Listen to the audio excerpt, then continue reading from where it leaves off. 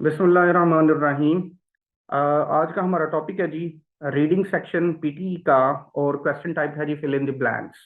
अब इन fill in the blanks में क्या कर सकते हैं हम। यहाँ पे जो है वो स्टेटमेंट लिखी हुई है। From the box below to the appropriate place in the text to undo an answer choice drag the word back to the box below the text. तो वो कहता है कि कोई चीज अगर आपने गलत कर दी है तो उसको अनडू करने के लिए अगर आपने यहाँ से उठाकर कोई चीज जो है यहां से उठाकर इधर रख दिया और वो गलत है तो इसको उठाकर दोबारा नीचे रखें और जो ठीक है वो ऊपर लगा दें। तो ये कह रहा है अनडू करना जो है। ओके जी।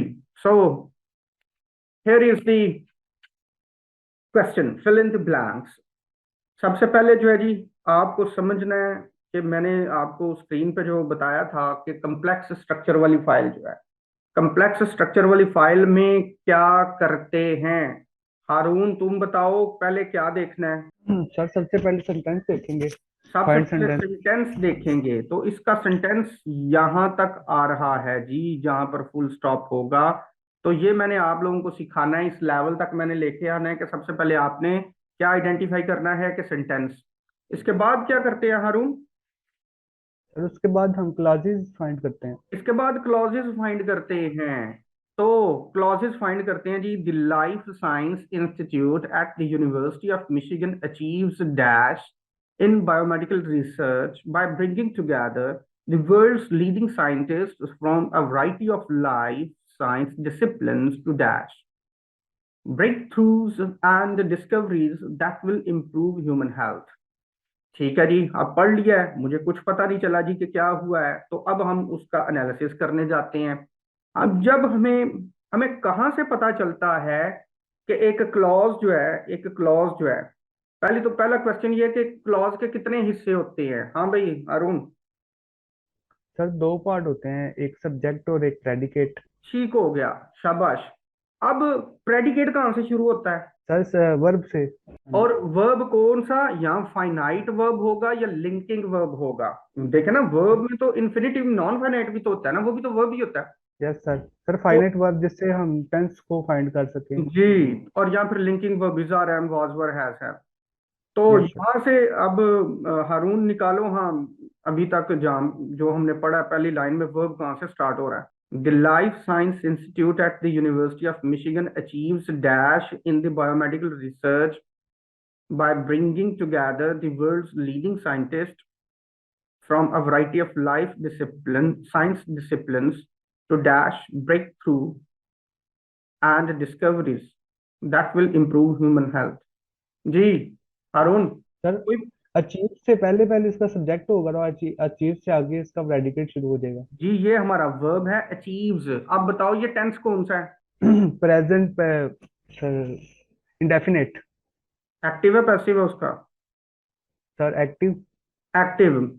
तो अब आपको समझ आ रही है कि जब हमने राइटिंग अपनी सेवन बैंड से ऊपर लेके जानी है तब भी हमें ये बेसिक्स का पता होना चाहिए।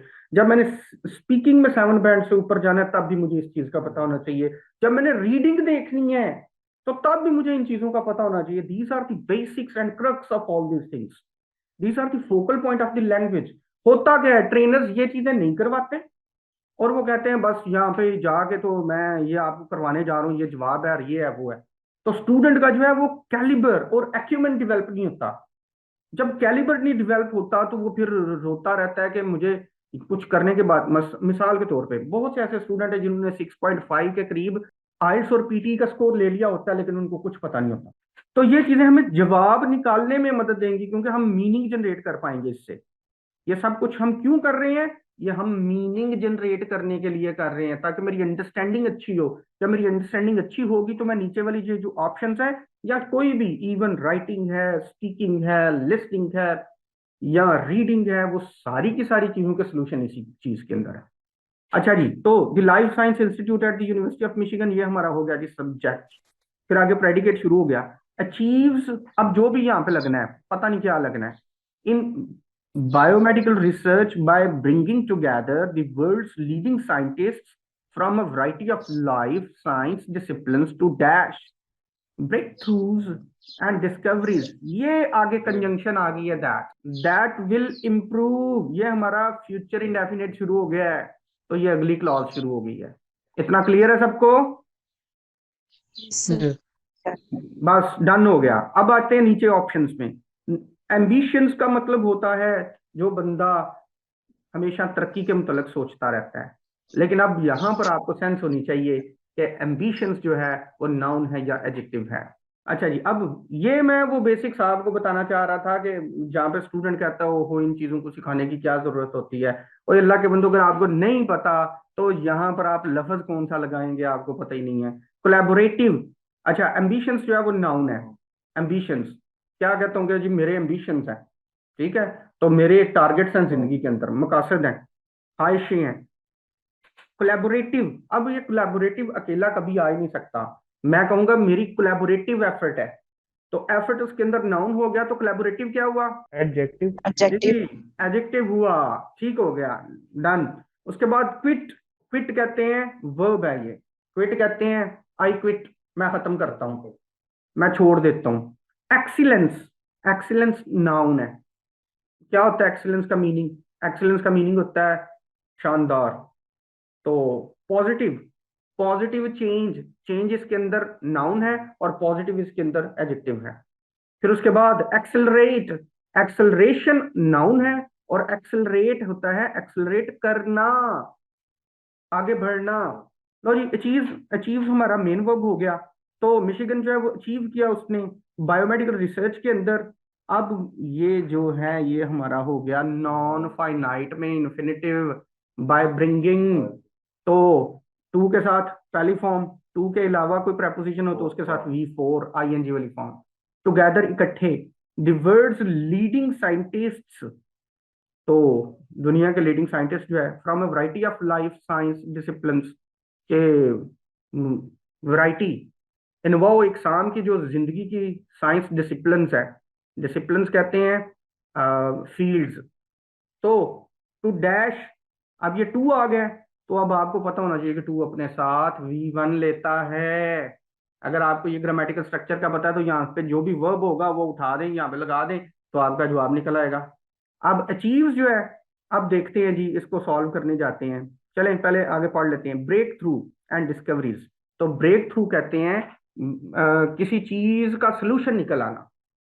एंड डिस्कवरीज और दरियाफ्तें, तो उनको डैश करता है। तो यहां तक हमारी एक क्लॉज हुई है, उसके बाद अगली क्लॉज है। चले जी, अब इसका मीनिंग जनरेट करते हैं। अचीव्स, क्या अचीव करना है जी? एम्बिशंस, अहदाफ। Life science institute at the university of achieves targets ambitions in biomedical research. या फिर कोलैबोरेटिव तो यहाँ पे आ नहीं सकता क्योंकि वो एडजेक्टिव है और वो अपने साथ नाउन लेगा। क्विट जो है वो वर्ब है, वर्ब हमारा लग गया हुआ है। अब बचता क्या है यहाँ पे? नाउन ही बचता है। अब नाउन हमारे पास कौन सा है? पॉजिटिव जो है ये भी एडजेक्टिव है क्योंकि पॉजिटिव एटीट्यूड, पॉजिटिव चेंज, ये भी। एक्सेलरेट वर्ब है। तो एम्बिशंस और एक्सीलेंस हमारे पास बचे हैं। तो उन्होंने ये जो यूनिवर्सिटी है इसने एम्बिशंस अचीव की है या एक्सीलेंस अचीव की है in biomedical research by bringing together the world's leading scientist. दुनिया के लीडिंग साइंटिस्ट को आपस में इकट्ठा करके इस यूनिवर्सिटी ने क्या अचीव किया है? एम्बिशंस अचीव किए हैं या सबसे ज्यादा एक्सीलेंस? तो एक्सीलेंस का लफ्जी मतलब उर्दू के अंदर अरूज, यानी एक मुकाम हासिल करना, मर्तबा, रुतबा। ठीक है, from a variety of life science disciplines. तो ये जो लाइफ साइंस के डिफरेंट फील्ड्स से, अब मैं आप लोगों पे छोड़ता हूं जी, मुझे बताएं यहाँ पे क्या लगता है। Sir excellence. लो जी, एक्सीलेंस मैंने लगा दिया जी यहाँ पे। अब उनके डिसिप्लिन के साथ to dash breakthroughs, solutions निकालने के लिए, डिस्कवरीज निकालने के लिए उन्होंने क्या किया? टू डैश किया। टू के साथ जब लगा ना तो वो उसका मीनिंग होता है के लिए। टू क्विट खत्म करने के लिए, टू एक्सेलरेट बढ़ाने के लिए, ब्रेक थ्रूज या डिस्कवरीज। और पॉजिटिव तो यहाँ पे लग नहीं सकता, एडजेक्टिव है। कोलैबोरेटिव एडजेक्टिव है। एम्बिशंस नाउन है, यहाँ पे नाउन्स वैसे लग जाते हैं टू के साथ। मिसाल के तौर पे आई गो टू स्कूल, तो टू के बाद स्कूल आता है, यस सर। तो नाउन भी आ सकता है टू के बाद। तो टू जो है वो हमारा कौन सा वर्ब होता है? इन्फिनिटिव। तो आप यहाँ पे वर्ब लगाए नीचे जो है आपके पास, उन डिस्कवरीज को, उन ब्रेक थ्रूज को क्या करने के लिए उन्होंने साइंटिस्ट को इकट्ठा किया था तमाम दुनिया के लिए? एक्सेलरेट करने के लिए। एक्सेलरेट करने के लिए लगाना है। चले जी, मुझे नहीं पता ठीक है कि नहीं, आप लोगों की मैं बात मान रहा हूं, बस ठीक है। आगे जी, अगला फिक्रा, दैट विल इंप्रूव। ओ भाई, जो दैट जो है ना वो यहाँ पे अब कंजंक्शन नहीं है, जो ओल्ड स्टूडेंट्स हैं उनके लिए बता रहा हूँ, ये यहाँ पर प्रोनाउन है और डिस्कवरीज की जगह पर आया हुआ है। जो, इसका मतलब यहाँ पे के नहीं है, जब इसका मतलब आएगा ना के, तो फिर ये हो जाएगी कंजंक्शन। मैं आपको बताता हूं कि आप मेरी बात सुने, और कुछ बात समझ आइए आप लोगों को, तो के का मतलब ही होता है, तो ये जोड़ता है दो फिक्रों को। अब यहाँ पर दैट का मतलब के नहीं है, यहाँ पर इसका मतलब है जो, जो विल इंप्रूव ह्यूमन हेल्थ, जो ह्यूमन हेल्थ को इंप्रूव करेगी। चलो जी, आगे चलते हैं जी। With close to 400 scientific staff members, the LSI is exploiting the power of dash and interdisciplinary approach। Approach इसके अंदर नाउन है, और इस नाउन के साथ इंटरडिसिप्लिनरी क्या हुआ? कौन सी अप्रोच है ये? इंटरडिसिप्लिनरी अप्रोच है, तो ये क्या हुआ? एडजेक्टिव। एडजेक्टिव। हाँ जी, सब लोग कॉपी पेंसिल ले लो और नोट करो कि भाई एंड एक जैसी चीजों को जोड़ता है, कंजंक्शन एक जैसी चीजों को जोड़ती है। तो अगर ये एडजेक्टिव है तो फिर यहाँ पे क्या आएगा?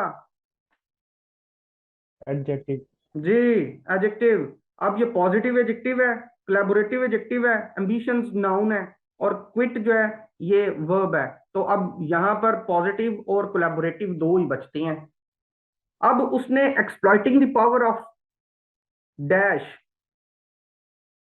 पॉजिटिव एंड इंटरडिसिप्लिनरी अप्रोच या कोलैबोरेटिव एंड इंटरडिसिप्लिनरी अप्रोच। अच्छा, इंटरडिसिप्लिनरी कौन सी होती है?